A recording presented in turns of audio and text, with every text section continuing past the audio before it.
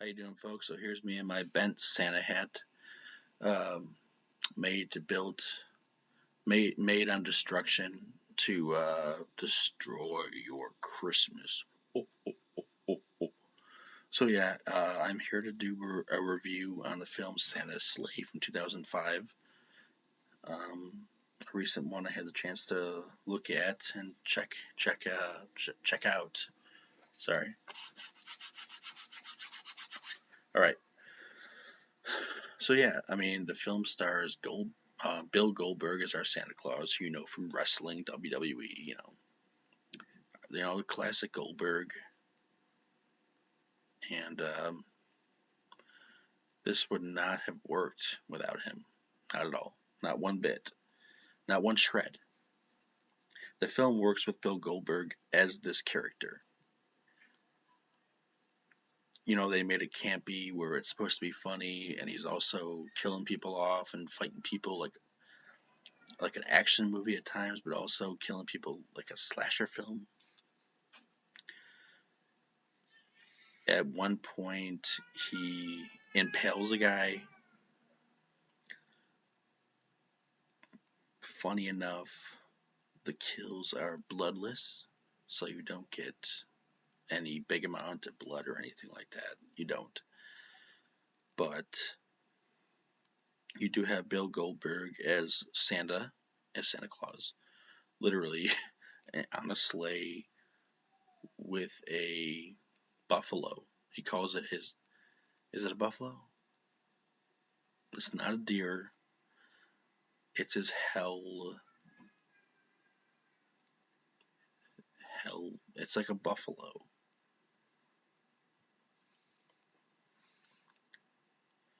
You also have um, Emil D. Raven in there, who plays Mary,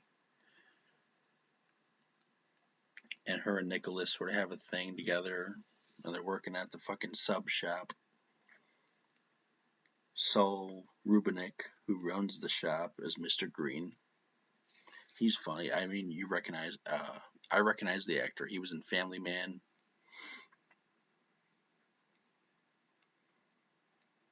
Chris Kattan.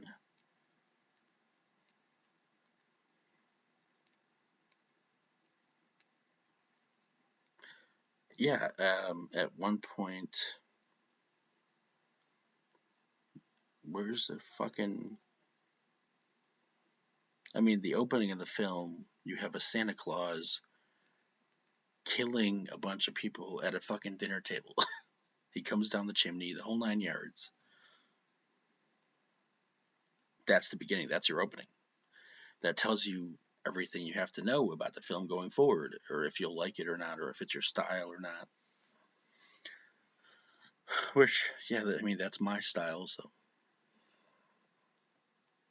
So yeah. But I forgot to mention the guy from.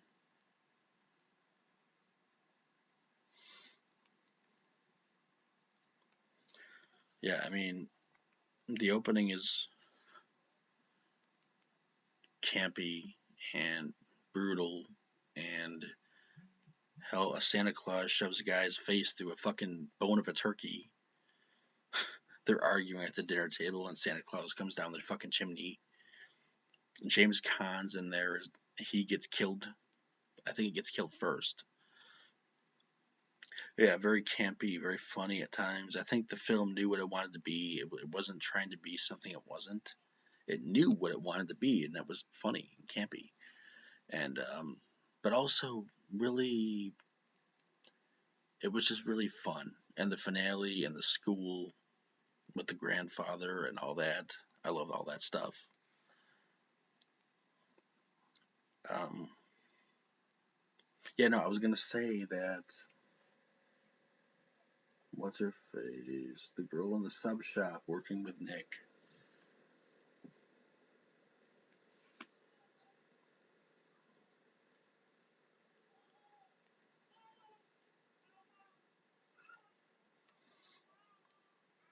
Yeah, Emil D. Raven. She was in The Hills Have Eyes. The newer Hills Have Eyes. Working with Nicholas at the sub shop, and she sort of has a thing for him. Their chemistry is really good. He talks about how at one point he really wanted a fucking Artemis Prime for Christmas. So she gives him a gift. He unwraps it, and it's a fucking like a gun. But he's like, "Are you fucking out of your? Are you fucking retarded? No disrespect, but are you fucking retarded?" That line made me fucking chuckle. Are you no disrespect, but are you fucking retarded? I don't know why I got such a big laugh out of that. But then she's like, unravel it, and he unravels it, and it's an Artemis Prime, a transformer. So that was cute. That she paid attention to him, and their chemistry worked really well, and they made the film work. These two leads made the film work, but most of all, Bill Goldberg made the film work more with his masculinity and his brutality, the way he kills people, the way he fights people like an action film. At one point, he's in a bar and there's naked strippers. He blows the fucking bar up. It's brutal as hell the way he kills people. I don't want to give away too many spoilers, but a lot of impalements. But it's most of it's bloodless, and I feel like that's the downfall. Is that most of it is bloodless. You don't see any bits of gore or anything, so there's no intensity there. So that's a shame, but it is what it is. But either way, I like the film. It could have used more gore. That's what I'll say. But it had an interesting punk rock soundtrack. But yeah, that's my review for Santa's Slay. I think that they all work well together, and it, right, there is one scene. Spoilers. These two kids, they're talking some shit in the living room on Christmas morning, and like, Mom, can we open up our motherfucking presents already? Come on. Like, they literally say that, and they're like fucking 7. They're like 8, 9. Mom, can we open up our fucking presents or what? They open up their fucking gifts and it explodes. Their heads just fucking explode. Brutal, but funny. Like, really a dark humor. Very dark. That was just funny. But this film would have not worked without Bill Goldberg. Bill Goldberg made this movie what it was. Definitely. He made it very. He added that sort of flavor where I'm not sure anybody else could have pulled this off. I'm not. He did well. I was thinking to myself, watching Bill Goldberg has this spunk, this sort of brutality to his character, where he was a wrestler, so he's throwing people across the room, he's impaling people, he's big, so it's scarier if he's big, I guess. But it worked really well, and for me, this is definitely a good holiday watch. Definitely.